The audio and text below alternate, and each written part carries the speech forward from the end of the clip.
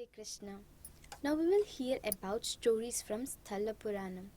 The Sthalapurana of Ahobilam gives an account of 9 forms of Narasimha worshipped here. In short, the Sthalapurana of the temple, which is said to be Brahmanda Puranatargata, part of Brahmanda Purana, with 10 chapters, which describes the greatness of the Kshetra in the first chapter. The second chapter of the Purana narrates the performance of the penance of Garuda for the darshana of the Lord. The third chapter gives an account of the sacred ponds of the place. The fourth chapter furnishes an account of the 9 temples of Narasimha in his 9 forms and performance of the penance by Bramha, Bharadvaja, Gobhila and Bhargava Rama. The 5th chapter relates the traditional story of Jaya and Vijaya and their birth as Hiranyaksha and Hiranyakasipu respectively, and the assurance given by the Lord to the gods to their protection.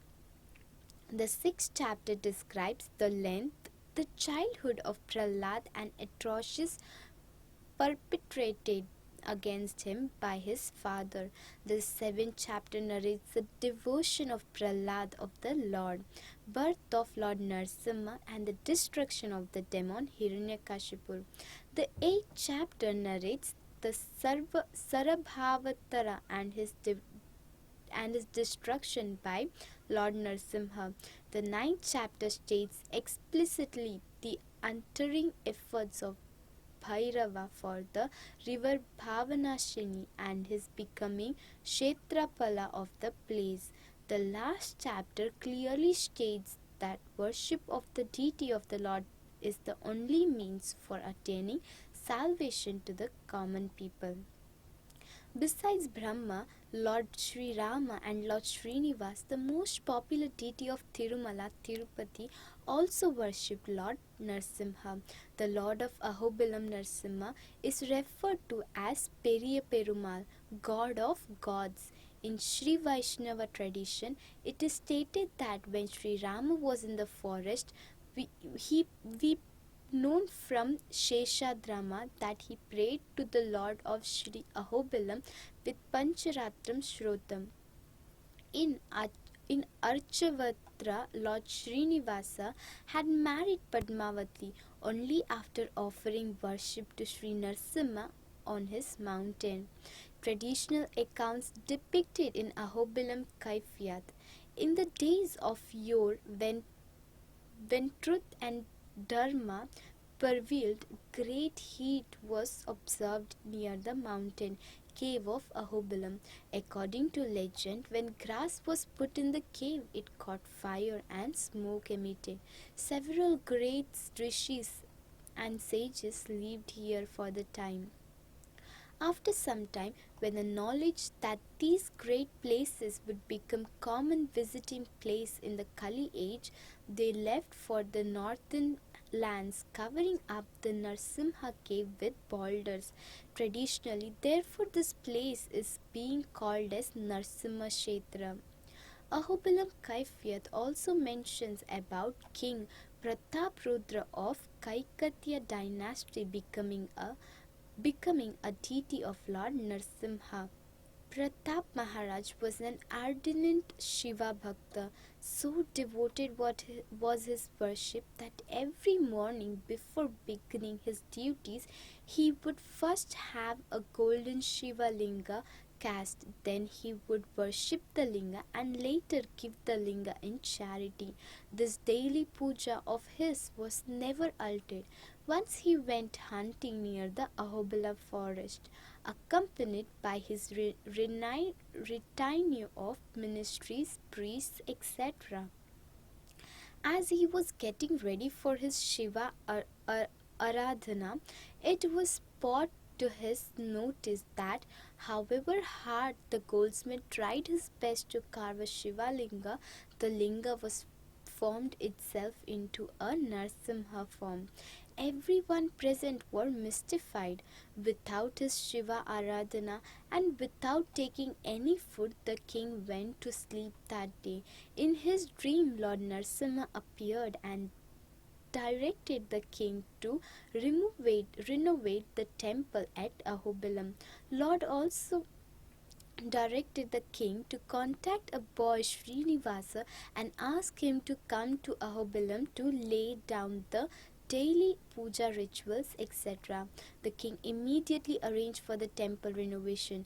When word was sent to Srinivasacharya, son of Kidambu Keshavacharya of Melkote, he came to Ahobilam.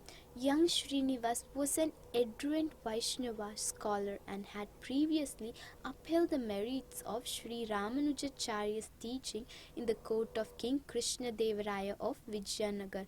When Srinivas reached Ahobilam, the king handed him over the golden cast of Lord Narasimha to worship henceforth.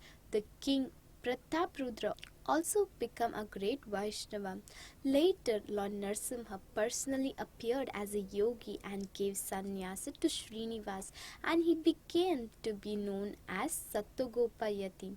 He became the founder of Ahobilam Matta, and it is his successor who are now the Jiyas of Ahobilam Matta. The golden deity of Narasimha given to Srinivas Satyagopayati is still in possession of Ahobilam Matta Jiyars. It is said that during the festivals, this deity is carried up to the hill of Upper Ahobilam and then returns back to Lower Ahobilam. Invariably, whenever Lord is carried from Upper Ahobilam back down, it is said that heavy rain occurs even today.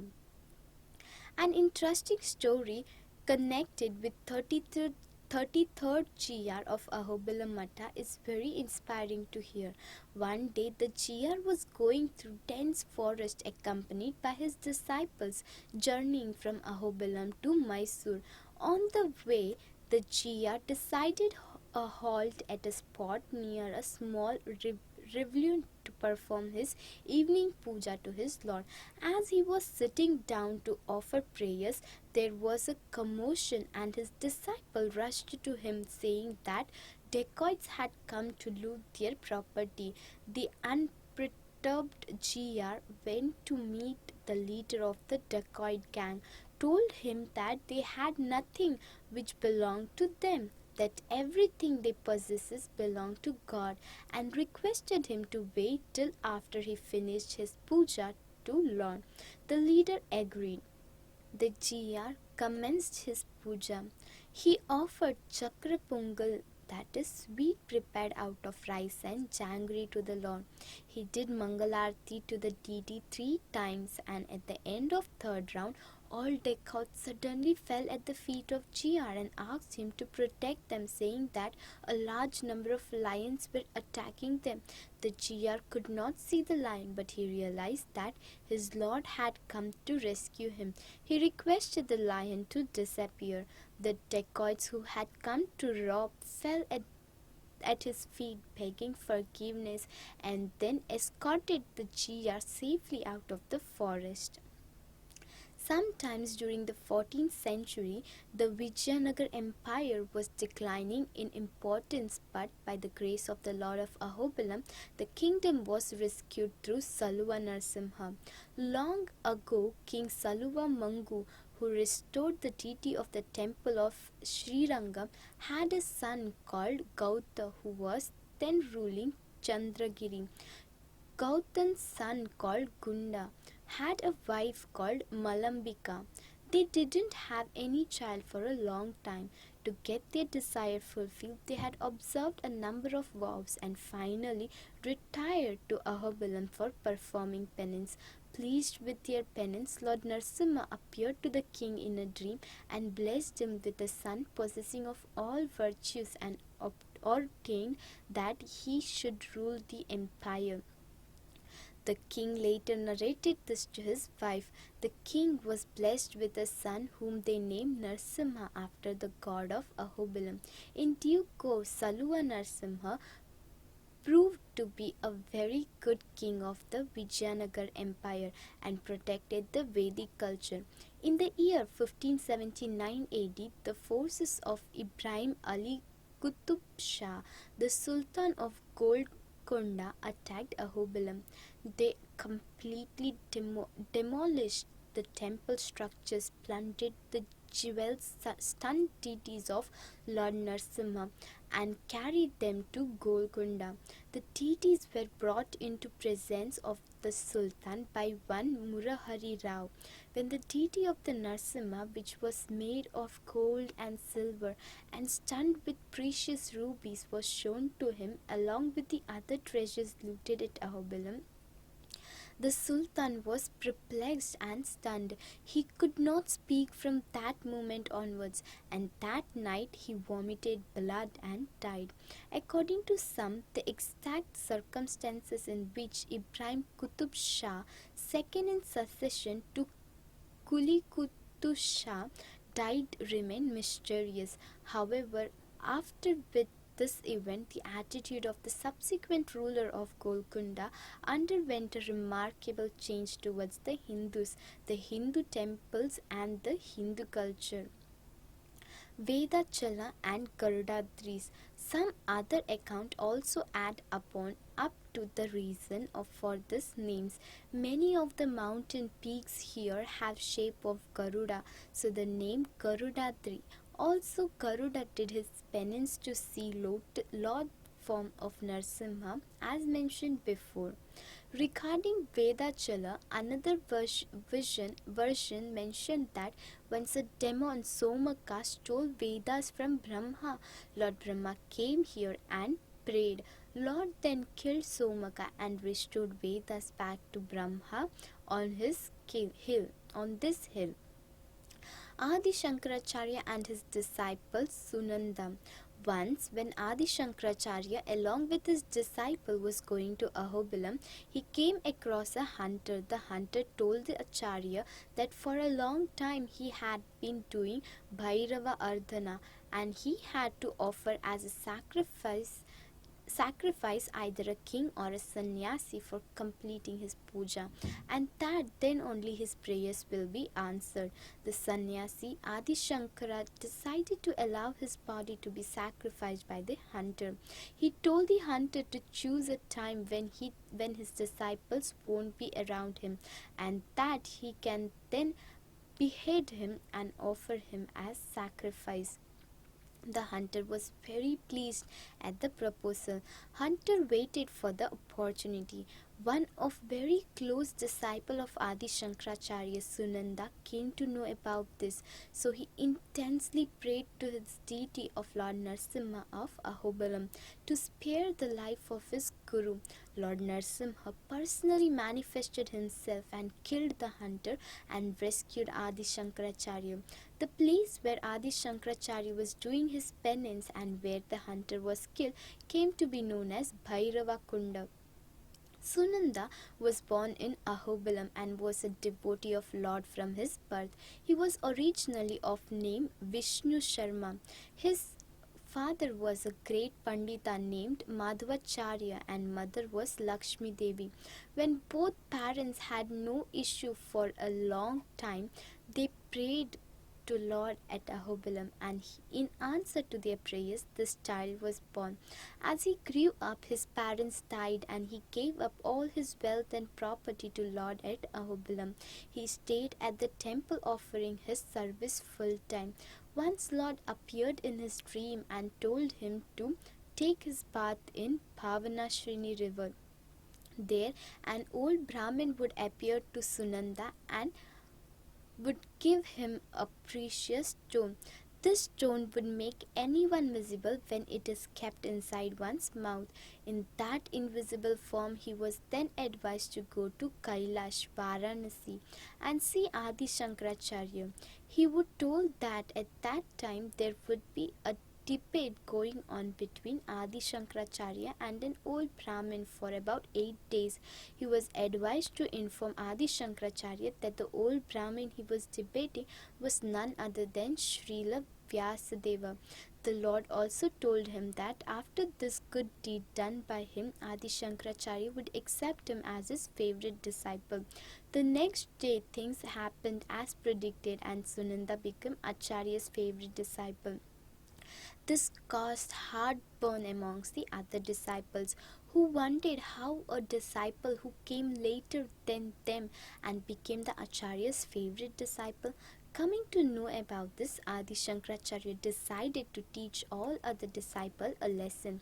One day Acharya went to other bank of Ganga to take bath, and from there he called out to Sunanda to come to him. Even though he was on opposite side of Ganga, Sunanda decided to answer the call of his Guru. He thought that Guru is representative of Lord, and that if he puts all faith, he would cross the river easily. With faith on Lord and his Guru, he entered the river.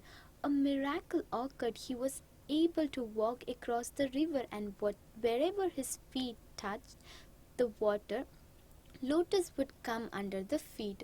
Thus he crossed the river, stepping on various lotuses all the time, repeating the names of the Ahobilam Narasimha, and meditated on the feet of the Guru Pada Padma.